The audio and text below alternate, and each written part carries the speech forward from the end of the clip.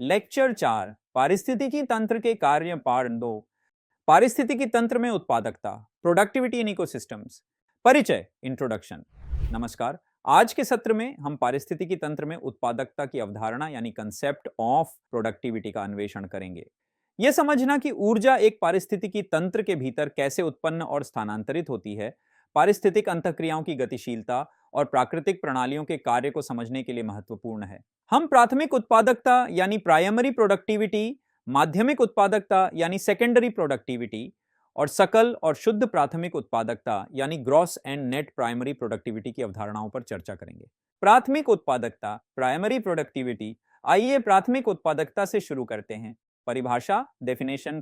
प्राथमिक उत्पादकता उस दर को संदर्भित करती है जिस पर प्रकाश संश्लेषण और रासायनिक संश्लेषण द्वारा स्वपोषी ऊर्जा को कार्बनिक पदार्थों में परिवर्तित करते हैं। यह प्रक्रिया पारिस्थितिकी तंत्र के कार्य के लिए मौलिक है क्योंकि यह भोजन जाल के माध्यम से ऊर्जा प्रवाह के प्रारंभिक चरण का प्रतिनिधित्व करती है। Primary productivity refers to the rate at which energy is converted by photosynthetic and chemosynthetic autotrophs to organic substances. This process is fundamental to the functioning of ecosystems as it represents the initial step in the flow of energy through the food web. प्राथमिक उत्पादकता को प्रभावित करने वाले कारक factors affecting primary productivity. कई कारक पारिस्थितिकी तंत्र में प्राथमिक उत्पादकता को प्रभावित करते हैं। एक, प्रकाश लाइट। प्रकाश संश्लेषण के लिए सूर्य का प्रकाश ऊर्जा का प्राथमिक स्रोत है। प्रकाश की मात्रा और तीव्रता प्रकाश संश्लेषण की दर और तदनुसार प्राथमिक उत्पादकता को प्रभावित करती है। उष्णकटिबंधीय वर्षा वनों और उथले जलीय पारिस्थितिकी तंत्र जैसे क्षेत्रों में जहां भरपूर मात्रा में सूर्य का प्रकाश मिलता है वहां सामान्यतः उच्च प्राथमिक उत्पादकता होती है। दो, तापमान टेम्परेचर। तापमान चयापचयी यानी मेटाबॉलिक प्रक्रियाओं की दर को प्रभावित करता है जिसमें प्रकाश संश्लेषण भी शामिल है। इष्टतम तापमान यानी ऑप्टिमल टेम्परेचर्स उच्च प्राथमिक उत्पादकता को बढ़ावा देता है जबकि अत्यधिक तापमान बहुत गर्म या बहुत ठंडा इसे सीमित कर सकता है। तीन, पोषक तत्वों की उपलब्धता न्यूट्रिएंट अवेलेबिलिटी। आवश्यक पोषक तत्वों जैसे नाइट्रोजन, फास्फोरस और पोटेशियम की उपलब्धता पौधों की वृद्धि और प्रकाश संश्लेषण यानी फोटोसिंथेसिस के लिए महत्वपूर्ण है। पोषक तत्वों से समृद्ध पर्यावरण यानी न्यूट्रिएंट रिच एनवायरनमेंट्स जैसे कि मुहाने यानी इस्ट्वरीज और कृषि क्षेत्र यानी एग्रीकल्चरल फील्ड्स सामान्यतः उच्च प्राथमिक उत्पादकता प्रदर्शित करते हैं जबकि पोषक तत्वों से गरीब क्षेत्र यानी न्यूट्रिएंट पुअर एरियाज जैसे कि रेगिस्तान यानी डेजर्ट्स कम उत्पादकता वाले होते हैं। उच्च प्राथमिक उत्पादकता के उदाहरण examples of high primary productivity उष्णकटिबंधीय वर्षा वन ट्रॉपिकल रेन फॉरेस्ट। ये पारिस्थितिकी तंत्र भरपूर सूर्य का प्रकाश और वर्षा प्राप्त करते हैं जिससे उच्च दर की प्रकाश संश्लेषण और जैव द्रव्यमान यानी बायोमास उत्पादन होता है। प्रवाल भित्तियां कोरल रीफ्स। उथले यानी शालो पोषक तत्वों से भरपूर जल में विभिन्न प्रकार के प्रकाश संश्लेषण जीवों का समर्थन होता है जो उच्च प्राथमिक उत्पादकता में योगदान करते हैं। माध्यमिक उत्पादकता सेकेंडरी प्रोडक्टिविटी। आइए माध्यमिक उत्पादकता पर चर्चा करें। परिभाषा डेफिनेशन। माध्यमिक उत्पादकता उस दर को संदर्भित करती है जिस पर उपभोक्ता अपने भोजन से ऊर्जा को अपने जैव द्रव्यमान में परिवर्तित करते हैं। इस प्रक्रिया में प्राथमिक उत्पादकों स्वपोषी से शाकाहारी प्राथमिक उपभोक्ताओं और फिर उच्च ट्रॉपिक स्तरों माध्यमिक और तृतीयक उपभोक्ताओं तक ऊर्जा का स्थानांतरण शामिल है। Secondary productivity refers to the rate at which consumers convert the energy from their food into their own biomass. This process involves the transfer of energy from primary producers, autotrophs, to herbivores, primary consumers, and then to higher trophic levels, secondary and tertiary consumers. उदाहरण examples शाकाहारियों की वृद्धि दर growth rate of herbivores. शाकाहारी यानी हर्बीवोर्सेस जैसे हिरण और मवेशी यानी कैटल पौधों को खाते हैं और पौधों के जैव द्रव्यमान में संचित ऊर्जा को अपने शरीर के द्रव्यमान में परिवर्तित करते हैं। इस रूपांतरण की दर माध्यमिक उत्पादकता का प्रतिनिधित्व करती है। मांसाहारियों की वृद्धि दर ग्रोथ रेट ऑफ कार्निवोर्स। मांसाहारी यानी कार्निवोर्सेस जैसे शेर और भेड़िए शाकाहारियों को खाते हैं और अपने शिकार से प्राप्त ऊर्जा को अपने जैव द्रव्यमान में परिवर्तित करते हैं। इस ऊर्जा स्थानांतरण की दक्षता मांसाहारियों की वृद्धि और प्रजनन को प्रभावित करती है। माध्यमिक उत्पादकता को प्रभावित करने वाले कारक फैक्टर्स अफेक्टिंग सेकेंडरी प्रोडक्टिविटी। भोजन की गुणवत्ता और मात्रा quality and quantity of food. भोजन स्रोतों की उपलब्धता और पोषण मूल्य यानी न्यूट्रिशनल वैल्यू उपभोक्ताओं में ऊर्जा रूपांतरण की दर को प्रभावित करते हैं। चयापचयी दक्षता मेटाबॉलिक एफिशिएंसी, जिस दक्षता से जीवित प्राणी उपभोग की गई ऊर्जा को जैव द्रव्यमान में परिवर्तित करते हैं, वह प्रजातियों के बीच भिन्न होती है और शरीर के आकार, चयापचयी दर यानी मेटाबॉलिक रेट और गतिविधि स्तर यानी एक्टिविटी लेवल जैसे कारकों से प्रभावित होती है। सकल और शुद्ध प्राथमिक उत्पादकता, gross and net primary productivity. आइए सकल और शुद्ध प्राथमिक उत्पादकता की अवधारणाओं का अन्वेषण करें। एक, सकल प्राथमिक उत्पादकता, ग्रॉस प्राइमरी प्रोडक्टिविटी जीपीपी। परिभाषा, डेफिनेशन। सकल प्राथमिक उत्पादकता जीपीपी उस कुल ऊर्जा की मात्रा है जिसे एक पारिस्थितिकी तंत्र में प्रकाश संश्लेषण द्वारा संचित किया जाता है। यह उस सभी ऊर्जा का योग है जिसे स्वपोषी कार्बनिक यौगिकों में परिवर्तित करते हैं। Gross primary productivity (GPP) is the total amount of energy captured by photosynthesis in an ecosystem. It represents the sum of all the energy converted by autotrophs into organic compounds. महत्व, importance, GPP पारिस्थितिकी तंत्र में कुल प्रकाश संश्लेषक गतिविधि का एक माप है और यह इंगित यानी इंडिकेट्स करता है कि खाद्य जाल का समर्थन करने के लिए संभावित ऊर्जा कितनी उपलब्ध है। दो, शुद्ध प्राथमिक उत्पादकता, नेट प्राइमरी प्रोडक्टिविटी (NPP). परिभाषा, डेफिनेशन। शुद्ध प्राथमिक उत्पादकता एनपीपी वह ऊर्जा की मात्रा है जो स्वपोषी अपने स्वयं के श्वसन के लिए उपयोग करने के बाद बचती है। इसे निम्नलिखित रूप में गणना किया जाता है। NPP equals to GPP minus श्वसन। Net primary productivity NPP is the amount of energy remaining after autotrophs use some of the energy captured through photosynthesis for their own respiration. It is calculated as NPP equals to GPP minus respiration. महत्व, importance। NPP वह ऊर्जा है जो प्राथमिक उपभोक्ताओं, शाकाहारियों और उच्च traffic स्तरों के लिए उपलब्ध होती है। यह पारिस्थितिकी तंत्र के स्वास्थ्य यानी हेल्थ और उत्पादकता यानी प्रोडक्टिविटी का एक मुख्य संकेतक है। उदाहरण, एग्जाम्पल्स। उष्णकटिबंधीय वर्षावन, ट्रॉपिकल रेन फॉरेस्ट, उच्च जीपीपी और तुलनात्मक रूप से उच्च एनपीपी के कारण भरपूर सूर्य का प्रकाश, गर्म तापमान और पोषक तत्वों की उपलब्धता होती है। रेगिस्तान, डेजर्ट, सीमित जल उपलब्धता और अत्यधिक तापमान के कारण निम्न जीपीपी और एनपीपी होते हैं। जीपीपी और एनपीपी को प्रभावित करने वाले कारक, factors influencing GPP and NPP. प्रकाश संश्लेषण दक्षता, फोटोसिंथेटिक एफिशिएंसी, पौधों की सूर्य के प्रकाश को रासायनिक ऊर्जा यानी केमिकल एनर्जी में कैद करने और परिवर्तित करने की क्षमता। श्वसन दर, रेस्पिरेशन रेट्स, ऊर्जा की मात्रा जिसे पौधे अपनी चयापचयी प्रक्रियाओं यानी मेटाबॉलिक प्रोसेसेस के लिए उपयोग करते हैं। निष्कर्ष, कंक्लूजन। पारिस्थितिकी तंत्र में उत्पादकता यानी प्रोडक्टिविटी इन इकोसिस्टम्स उस दर को संदर्भित करती है जिस पर ऊर्जा एक पारिस्थितिकी तंत्र के भीतर उत्पन्न और स्थानांतरित होती है। प्राथमिक उत्पादकता में स्वपोषियों द्वारा प्रकाश संश्लेषण के माध्यम से ऊर्जा का रूपांतरण शामिल है, जो कि प्रकाश, तापमान और पोषक तत्वों की उपलब्धता जैसे कारकों से प्रभावित होता है। माध्यमिक उत्पादकता उस दर को संदर्भित करती है जिस पर उपभोक्ता अपने भोजन से ऊर्जा को जैव द्रव्यमान यानी बायोमास में परिवर्तित करते हैं। सकल प्राथमिक उत्पादकता जीपीपी कुल ऊर्जा को मापती है जिसे प्रकाश संश्लेषण द्वारा कैद किया जाता है, जबकि शुद्ध प्राथमिक उत्पादकता एनपीपी उस ऊर्जा का प्रतिनिधित्व करती है जो उपभोक्ताओं के लिए उपलब्ध होती है। इन अवधारणाओं को समझना ऊर्जा प्रवाह की गतिशीलता और पारिस्थितिक तंत्र के कार्य को सराहने के लिए आवश्यक है। पारिस्थितिकी तंत्र में पोषक चक्रण, न्यूट्रिएंट साइक्लिंग इन इकोसिस्टम्स। परिचय, इंट्रोडक्शन। अब हम पारिस्थितिकी तंत्र में पोषक चक्रण यानी न्यूट्रिएंट साइक्लिंग इन इकोसिस्टम्स की अवधारणा का अन्वेषण करेंगे। यह समझना कि पोषक तत्व कैसे पारिस्थितिक तंत्र के माध्यम से चलते हैं, प्राकृतिक प्रणालियों की स्थिरता और स्वास्थ्य की सराहना के लिए महत्वपूर्ण है। हम जैव भू रासायनिक चक्रों पर चर्चा करेंगे जिसमें कार्बन, नाइट्रोजन, फास्फोरस और सल्फर चक्र शामिल हैं और इनका पारिस्थितिक प्रक्रियाओं में महत्व पर ध्यान देंगे। जैव भू रासायनिक चक्र, बायोजियोकेमिकल साइकिल्स। आइए जैव भू रासायनिक चक्रों के अवलोकन से शुरू करते हैं। परिभाषा, डेफिनेशन। जैव भू रासायनिक चक्र उन मार्गों को संदर्भित करते हैं जिनसे रासायनिक पदार्थ पारिस्थितिकी तंत्र के माध्यम से संचरित होते हैं, जिसमें जैविक, भूवैज्ञानिक और रासायनिक प्रक्रियाएं शामिल होती हैं। ये चक्र जीवन के लिए आवश्यक तत्वों की निरंतर आपूर्ति और पुनर्चक्रण सुनिश्चित करते हैं।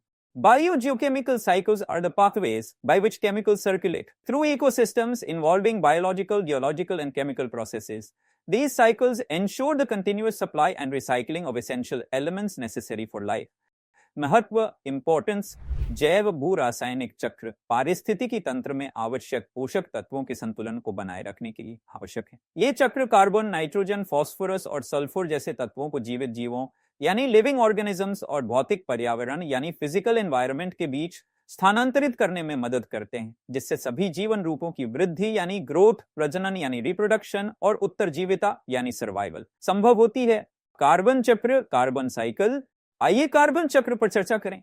प्रक्रियाएं, प्रोसेसेस। एक, प्रकाश संश्लेषण, फोटोसिंथेसिस। पौधे शैवाल यानी आल्गे और नीला हरा शैवाल यानी साइनोबैक्टीरिया वायुमंडलीय कार्बन डाइऑक्साइड CO2 को पकड़ते हैं और इसे प्रकाश संश्लेषण के माध्यम से कार्बनिक यौगिकों यानी ऑर्गेनिक कंपाउंड्स में परिवर्तित करते हैं। 2, श्वसन, रेस्पिरेशन। जीव, जिनमें पौधे और जानवर शामिल हैं, श्वसन प्रक्रिया के माध्यम से CO2 को वायुमंडल में वापस छोड़ते हैं। 3, अपघटन, डिकम्पोजिशन। अपघटक जैसे जीवाणु यानी बैक्टीरिया और कवक यानी फंगी मृत कार्बनिक पदार्थों यानी डेड ऑर्गेनिक मैटर को तोड़ते हैं, जिससे CO2 वायुमंडल में जारी होता है। 4, दहन, कॉम्बस्टन। जीवाश्म ईंधन यानी फॉसिल फ्यूल्स के जलने से बायोमास CO2 और अन्य कार्बन यौगिकों को वायुमंडल यानी एटमॉस्फेयर में छोड़ता है। महत्व, इंपॉर्टेंस। कार्बन कार्बनिक यौगिकों यानी ऑर्गेनिक कंपाउंड्स का एक मुख्य तत्व है और यह कार्बोहाइड्रेट्स, प्रोटीन्स, लिपिड्स और न्यूक्लिक एसिड्स जैसे अणुओं का आधार बनाता है। कार्बन चक्र यानी कार्बन साइकिल वायुमंडलीय CO2 के स्तर को नियंत्रित करने और पारिस्थितिकी तंत्र में ऊर्जा के प्रवाह को समर्थन देने में महत्वपूर्ण भूमिका निभाता है। उदाहरण, एग्जाम्पल। वन पारिस्थितिकी तंत्र, फॉरेस्ट इकोसिस्टम। पेड़ प्रकाश संश्लेषण के दौरान CO2 को अवशोषित यानी अब्सॉर्ब करते हैं और श्वसन के दौरान इसे छोड़ते हैं। जब पेड़ मर जाते हैं और सड़ते हैं तो कार्बन मिट्टी और वायुमंडल में लौटता है। समुद्री पारिस्थितिकी तंत्र, मरीन इकोसिस्टम। महासागरों में सूक्ष्म पौधे जो समुद्र के ऊपरी हिस्से में तैरते हैं यानी फाइटोप्लैंक्टन प्रकाश संश्लेषण के दौरान CO2 को पकड़ते हैं। समुद्री जीव श्वसन और अपघटन के माध्यम से CO2 छोड़ते हैं। नाइट्रोजन चक्र, नाइट्रोजन साइकिल। अब आइए नाइट्रोजन चक्र का अन्वेषण करें। प्रक्रियाएं, प्रोसेसेस। 1, नाइट्रोजन स्थिरीकरण, नाइट्रोजन फिक्सेशन। मिट्टी में रहने वाले नाइट्रोजन स्थिर करने वाले बैक्टीरिया या लेग्यूम्स की जड़ों में नोड्यूल्स वायुमंडलीय नाइट्रोजन N2 को अमोनिया NH3 में परिवर्तित करते हैं, जिसे पौधे उपयोग कर सकते हैं। 2, नाइट्रिफिकेशन, नाइट्रीफाइंग बैक्टीरिया यानी अमोनिया को नाइट्राइट्स NO2- और फिर नाइट्रेट्स NO3- में परिवर्तित करते हैं, जिन्हें पौधे आसानी से अवशोषित करते हैं। 3, समाहार, असिमिलेशन।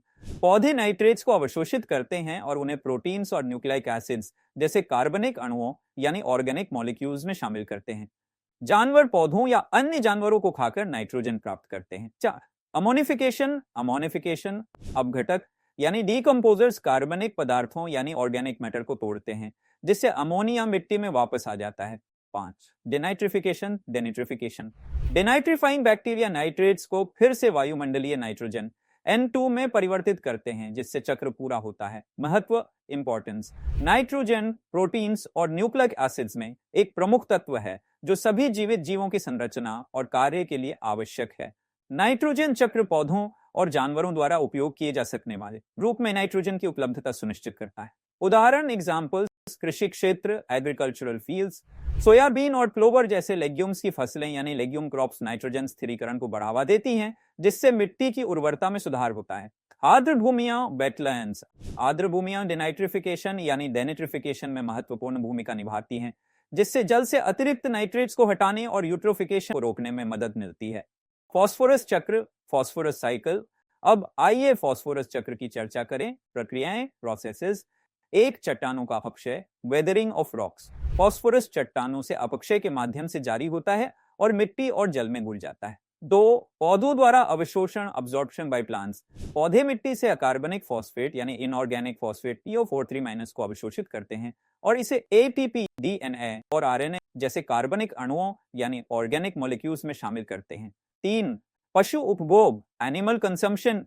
पशु पौधों या अन्य जानवरों को खाकर फॉस्फोरस प्राप्त करते हैं। फॉस्फोरस ऊर्जा स्थानांतरण और आनुवंशिक जानकारी के लिए आवश्यक है।